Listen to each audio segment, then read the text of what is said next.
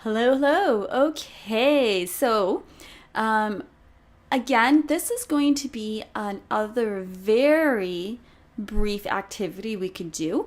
And again, you don't have to do all of the research activities I'm showing you. I would suggest you do. I always do, because as you can tell, some of them only take just a very few brief minutes to perform. And the more knowledge you have, again, the less risk you're going to be taking with your money. So I think it's well worth doing all of them. But even if you just choose a few, that's good. But here's another tool for your arsenal. And the good thing about this tool is you might want to use it not just for this project, for building your Facebook ad, but you might also want to use it for, again, your posts. But this is also one of my favorite tools for knowing what to write about. So instead of, again, just taking a gamble on what I should write an article about, I'm going to have a look at what's trending. So when I write something, it has more likelihood of people liking it, and hopefully then it could be have a lot higher likelihood of going viral, because if we can write an article that goes viral, there are a ton of benefits that come from that. So let's have a look at this tool. And the good thing about it is it's free. So this one's called BuzzSumo. Now I should say it's free, but it also has a paid option. So this is the BuzzSumo page, and you can see the pricing option is up here.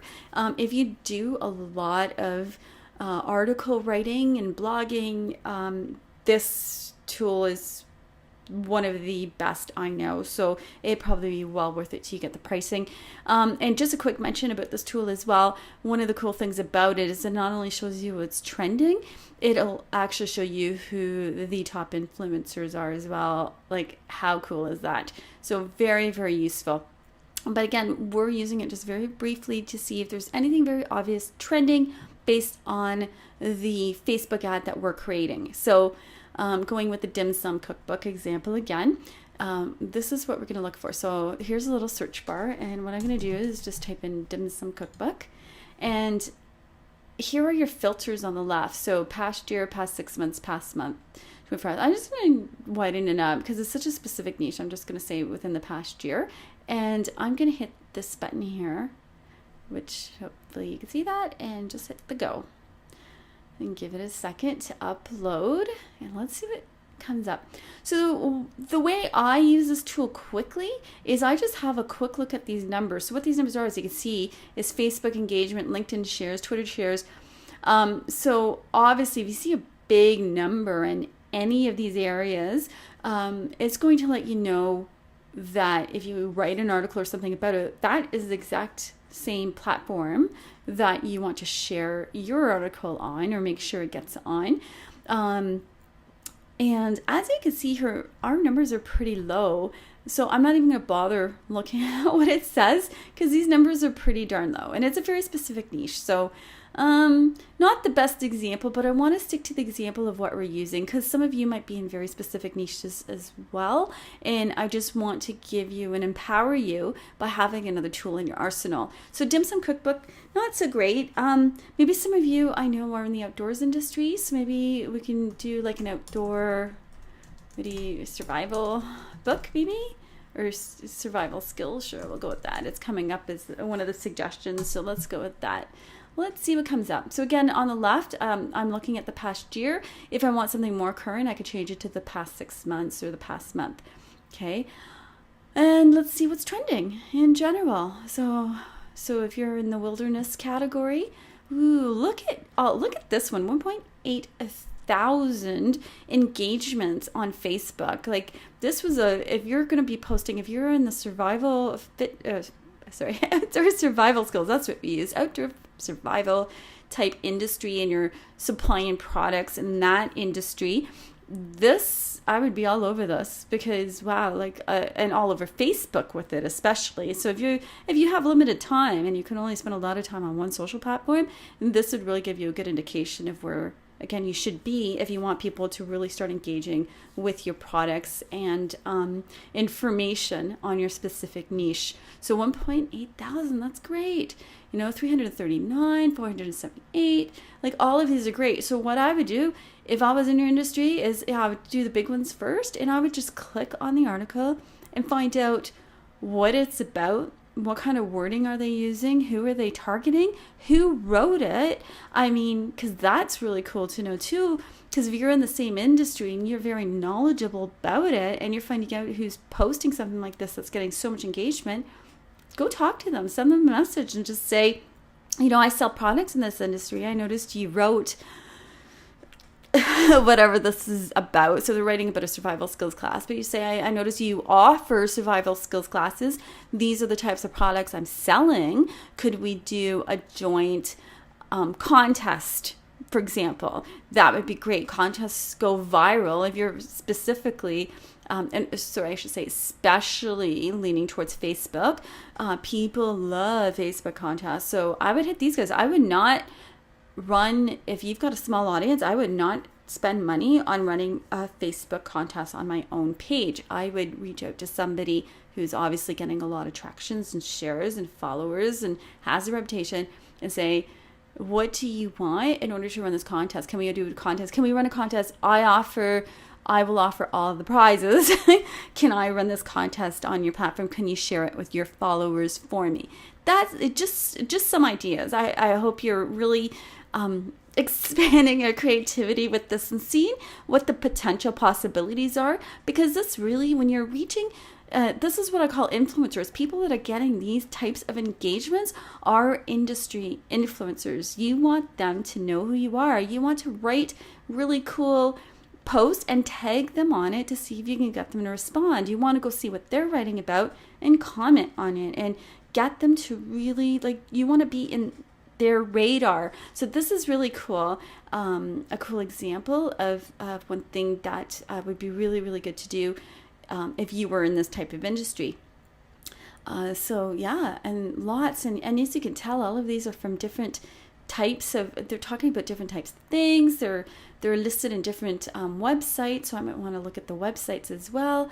This one, CTV News, this one actually got some media coverage, and media coverage again is super golden if you can get it. So how on earth did they attract a news channel? What did they do? I would go get ideas from that, and obviously got some reaction to it as well. So this is a really, really fun tool for these types of things. And I've been focusing on Facebook, but look at this over here, 17 basic wilderness survival skills everyone should know. And look who's really picking this up, Pinterest. Okay, so again, if you are in this industry and you're selling survival outdoorsy type of equipment that could be of interest to these types of target market, and you're seeing that 10.3 thousand have responded to something on Pinterest, guess where you might want to start looking at being, right? So have a look on there, click on there, go to their Pinterest board, look at what else is trending, look at what else is being shared, and start creating a board on there. It's not going to take you much time. You've got your product pictures anyhow, so just something to look at. Let's see other types of platforms that are doing well in this industry. 51. What was that again? Google Plus. Okay, so that might be okay. It's not as trending as the other ones. If you have very limited time and you're only going to pick 2 social platforms to do extremely well, then based on this, I would safely hit Facebook, and I would check out Pinterest before putting all my time on it. I would see what else is being posted and how many shares they're getting, and see if there's anybody else who also offers products, and see how much traction they're getting on Pinterest. But Pinterest is a fabulous platform and it's very visual. So if you're going to have a lot of different types of product pictures, you just got to make sure that you're going to put that time in every day to get different types of shots that you could start posting and talking about and getting people to interact with. I just want to quickly show you that if you scroll up to the top of BuzzSumo, right, and we were automatically into the category of the most shared, we can look at what's trending. You can look at backlinks. So if you're building some SEO for your website, you could do that as well. And oops, this is what I want to show you, is this right here. So right now we're doing content research. This is your influencer research option.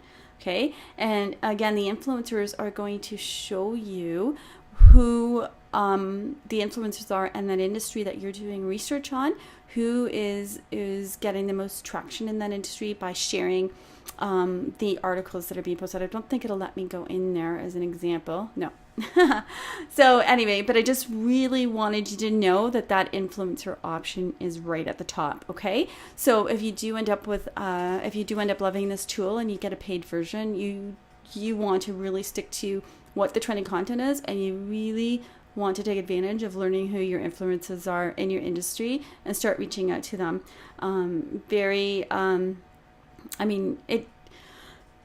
Reaching out to influencers really has nothing to do with Facebook ads, or maybe it does. I mean, you could always do your Facebook ad, and then what you do is take the ad that you did and make a post out of it on Facebook, and in the post tag the influencers.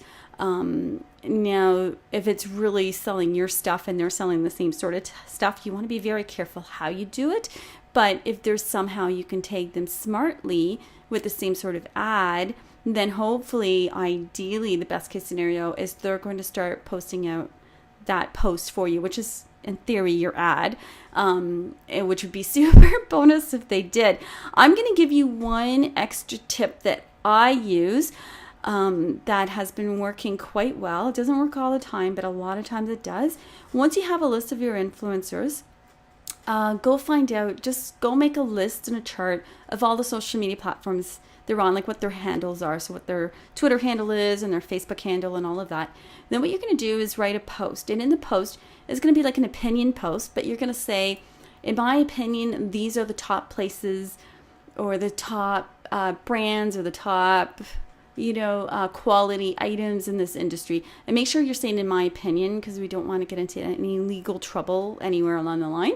And then what you're going to do is just pick like 5 of the top influencers and whatever they're promoting or selling, and tag them all and do an infographic. So for example, I'm working on a skincare line for a client. So I picked 5 of the top influencers in the industry that are also selling skincare type products. And the infographic is all about the hottest, latest products on the market today. And I show pictures of their stuff and my stuff, or my client's stuff, I should say. Then what I do is I just tag everybody I mentioned on that post. And I mean, let's face it, if they get a really nice looking infographic that's already been done for them and they're being mentioned as one of the top 5 in something by anybody, chances are they're going to want to share it out through their audience as well. Okay. So, something again I've tried that I've had some success with, and it doesn't take very long to put together an infographic. If you're not sure how to make your own infographic, put together all of the research, all of the material, all the wording, and the pictures that you want, and send it over to a place like Fiverr, Fiverr, and look up infographics, and you can get one made for, everything used to be $5, but if you want to get the what do you call that? Because you could probably still get it done for $5, but they won't send you the file. You definitely want the file in case you want to make changes to it at a later date. So if you get things with files, you're probably spending about $20, but still to get a super professional looking infographic. Because remember, you want to impress your influencers. If you throw them something that looks like it's put together in just a few seconds, amateurly, they're not going to be as likely to want to share it with their followers. All right, so definitely invest some money there to get it done professionally.